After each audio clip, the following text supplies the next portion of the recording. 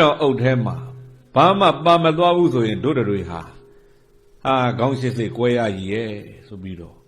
နတ်တွေကအဲ့ဒါဘာလို့တော့မင်းအဲ့ဒီဘာမှမရှိတဲ့အုတ်တွေကိုမုန်းနေထည့်ပေးလိုက်တာ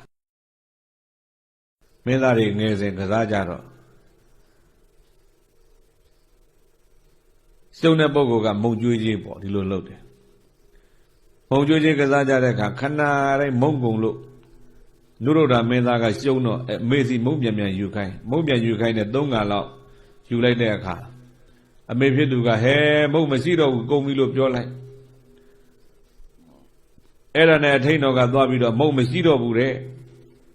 မရှိစကားမကြားဘူးတဲ့နုရုဒ္ဓကအဲ့ဒီမရှိမုံထည့်ပေးလိုက်ပါဒီလိုပြောအမေဖြစ်သူကအော်ငါသားမရှိစကားတော့မကြားဘူးကဲသိရအောင်ဆိုပြီးတော့ကစားနေတဲ့သူသားစီရွှေအုပ်အလွတ်ကြီးကိုထည့်ပြီးတော့ပေးလိုက်တယ်အဲ့ဒီမှာနတ်တွေက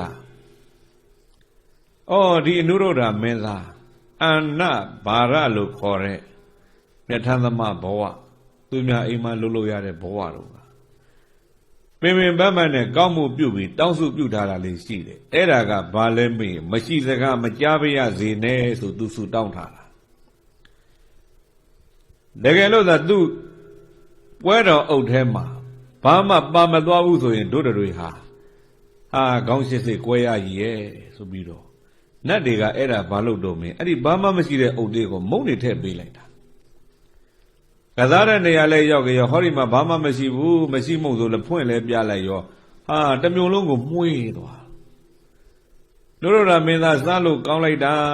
တခါမှဒီလောက်ကောင်းတာမစားဘူးအိမ်ပြန်သွားပြီးအမေကိုပြောတယ်အမေအရင်ကသားကိုအမေမချစ်ဘူးတင်တယ်အခုမှသားကိုချစ်တာတင်တယ်ဘာဖြစ်လို့တော့ငါသားရဲ့အရင်ကအမေဒီလိုမုံမျိုးကျုပ်တခါမကြွေးဘူးခဏပေးလိုက်တဲ့မရှိမုံကောင်းလိုက်တာလို့ဒီလိုပြောတယ်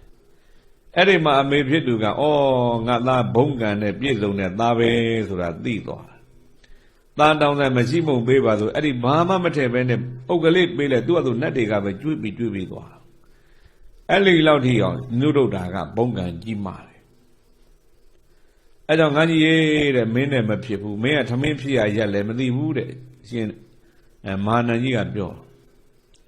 ထမင်းဖြစ်ရရက်လည်းပဲဒီတိုင်းပဲနုရုဒ္ဓတို့ကိမိလတို့မရိယတို့၃ယောက်စကားပြောထမင်းဘယ်ကဖြစ်တယ်လဲတယောက်ကပြောတယ်ကြည်တိုက်ထဲကဖြစ်တယ်ကိုတော်ပေါ့ကိုတော်ထဲကထွက်တယ်စံနေကိုတော်ထဲထားစပါးတွေကိုတော်ထဲထားနောက်တယောက်ကပြောတယ်ဘယ်ဟုတ်မလဲထမင်းဆိုတာကထမင်းအိုးတွေကထွက်တာနောက်တယောက်အနုရုဒ္ဓကြတော့ပြောတယ်ဘယ်ဟုတ်မလဲထမင်းဆိုတာကရွှေပကံတွေကထွက်တာကွာဒီလိုမျိုးပြောကြအဲ့တော့မင်းသားတွေရဲ့ဘုသူတ္တနဲတယ်ဆိုတာထဲသူတို့ရဲ့ဘုံကံပေါ့ဒီလိုမျိုးပြောအဲ့တော့ငါကြီးမင်းထမင်းဖြစ်ရဌာနတော့မသိပဲနဲ့မင်းထမင်းဖြစ်ရဌာနမသိတဲ့မင်းအတွက်တော့ယဟန်ပြုဖို့မလွယ်ဘူးကွာယဟန်ဘဝကြမ်းထမ်းတယ်မင်းလူဘဝနေခဲ့ဒီလိုပြောလူဘဝကြတော့နောင်ယုံကြီးဘာတွေလောက်လူဘဝနေပါဦးကွာမင်းစောစောကပြောခဲ့တယ်ထမင်းလေးဖြစ်ဖို့ရအတွက်